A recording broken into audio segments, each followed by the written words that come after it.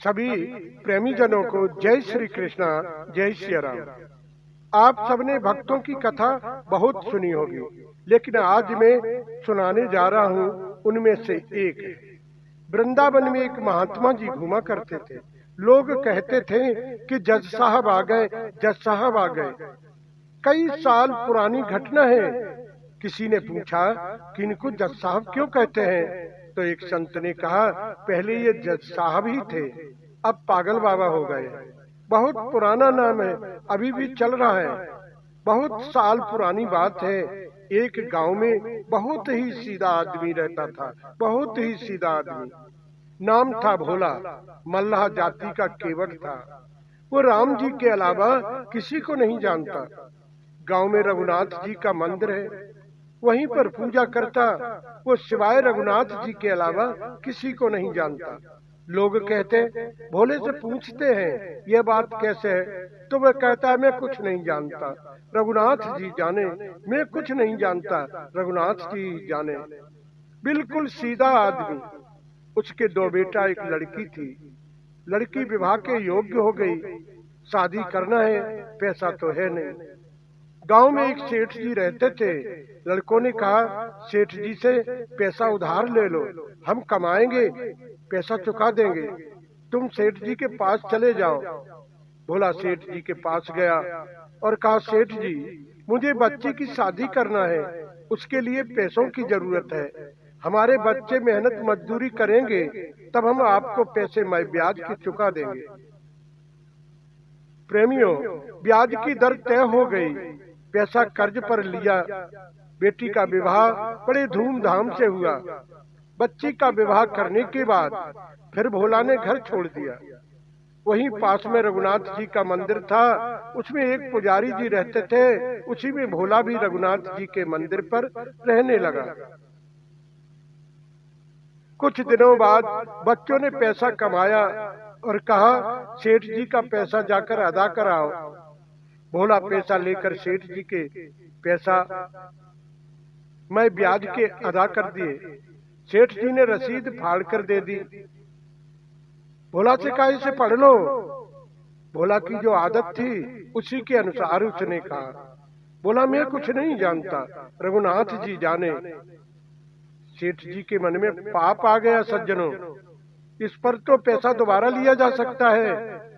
भोला से कहा, यह रसीद मुझे दे दो, तुम थोड़ा पानी लेकर आओ। भोला पानी लेने गया, इतने में सेठ जी ने रसीद अलमारी में दबा दी।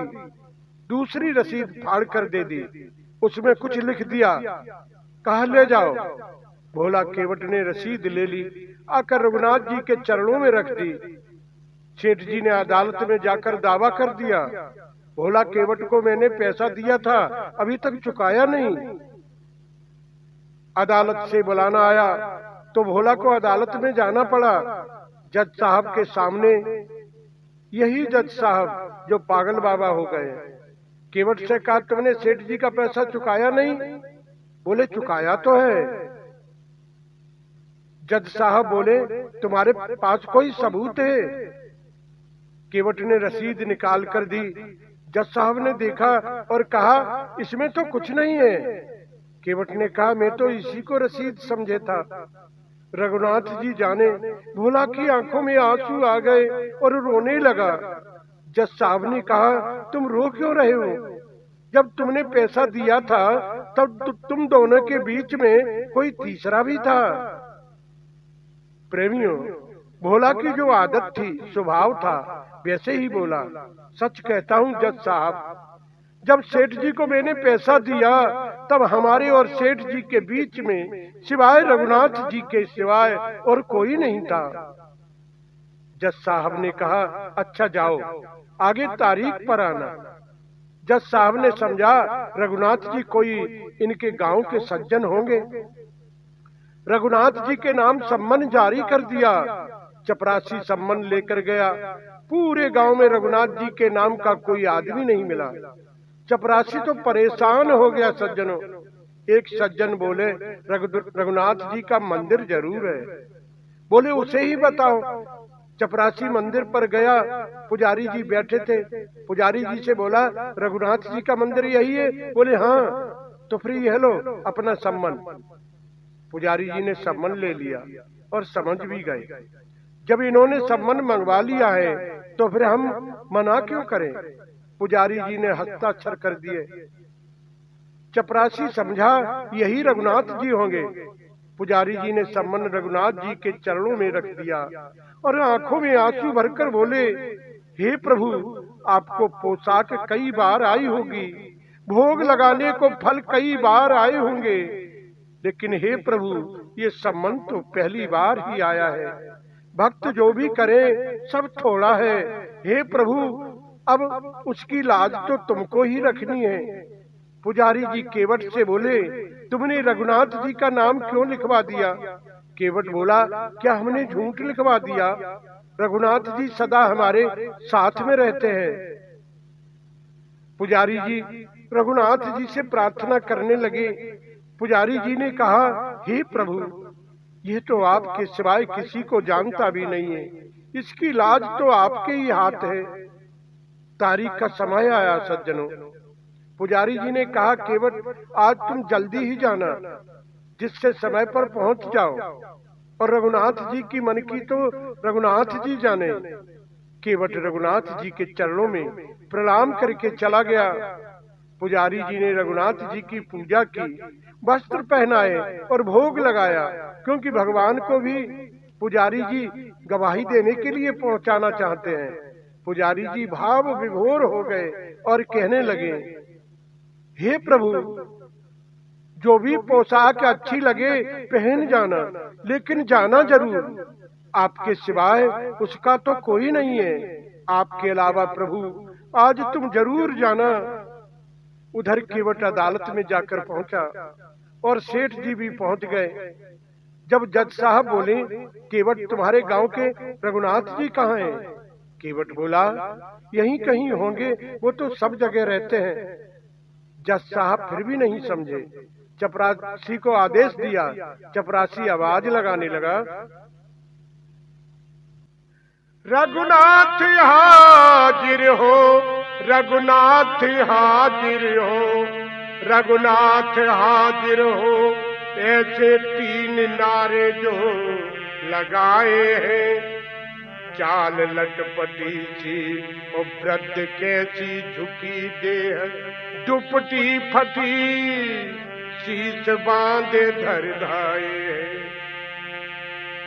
हाथ बाएं छड़ी पड़ी तुलसी की माल, माथे पर चंदन और रोरी लगाए हैं। जज साहब के सामने विनीत चपरासी साथ, आज रघुनाथ जी गवाह बन आए हैं।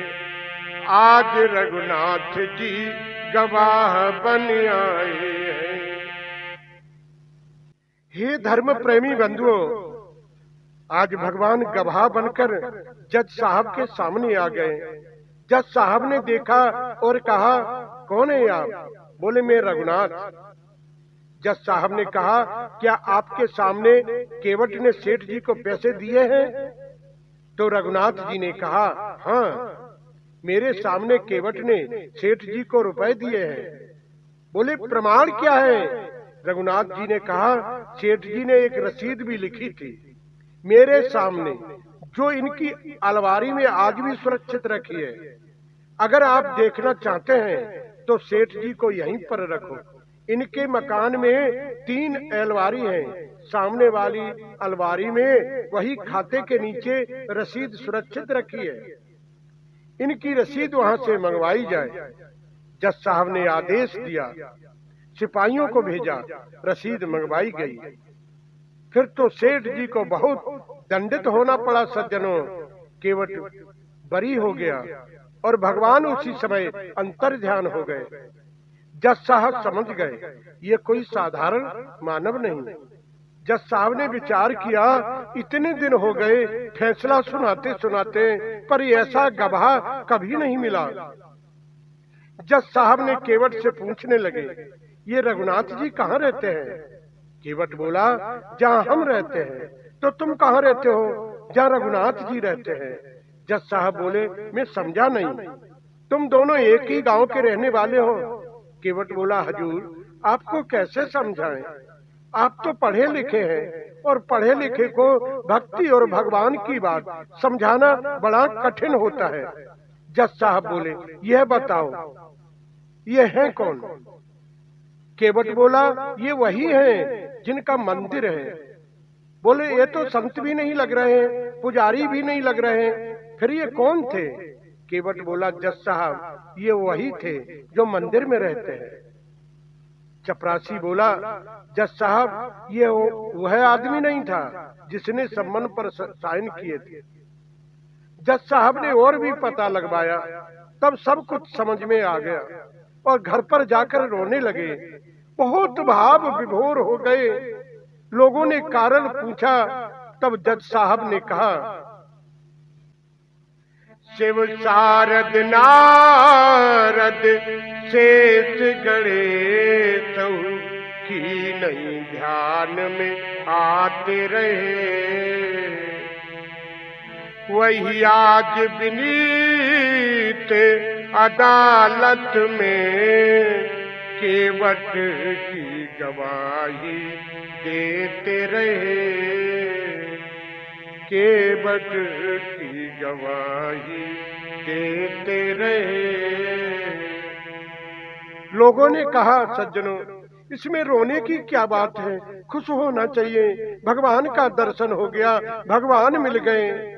तो जज साहब कहने लगे, सुख बहुत ही दर्श दिए को भयो, दुख नाही जो तज जाते रहे को, दुख नाही जो तज जाते रहे को। तो लोगों ने कहा, तुम रो क्यों रहे हो? तो बोले, आज मुझसे बहुत बड़ी भूल हो गई। बोले, क्या हुआ? कुर्सी पे बना जज बैठा रहा, जगदीश खड़े समझाते रहे, जगदीश खड़े समझाते रहे। मैं कुर्सी पर जज बना बैठा रहा, जिन भगवान की अदालत में एक दिन सबको पेश होना पड़ता है प्रेमियों, वो भगवान मेरे सामने खड़े खड़े गवाही देते रहे, मैं कुर्सी पर जज बनकर बैठा रहा। इस बात का मुझे बहुत बड़ा खेद है। उसी वक्त जज के पद से इस्तीफा दे दिया और वृंदावन आ गए। ऐसा वैराग्य हुआ सज्जनों, वो ज्यादातर खड़े ही रहते थे, क्योंकि उनको इस बात का खेद था, मेरे सामने भगवान खड़े रहे और मैं कुर्सी पर बैठा रहा। यही जज साहब वृंदावन में पागल बाबा के नाम से जाने जाते हैं। लोग इनको जज साहब भी कहते हैं। और हे प्रेमियों, जो मैंने आप सबको एक महान संत की गाथा आप सबको सुनाई है, अगर सुनकर हर्ष हुआ हो तो भदौरिया साहिबदास चैनल को सब्सक्राइब कर लेना, जिससे हमारा हर आने वाला वीडियो आप सबके पास तक पहुंचता रहे। सब्सक्राइब करने वाले सभी प्रेमी जनों को जय श्री कृष्णा, जय सिया राम।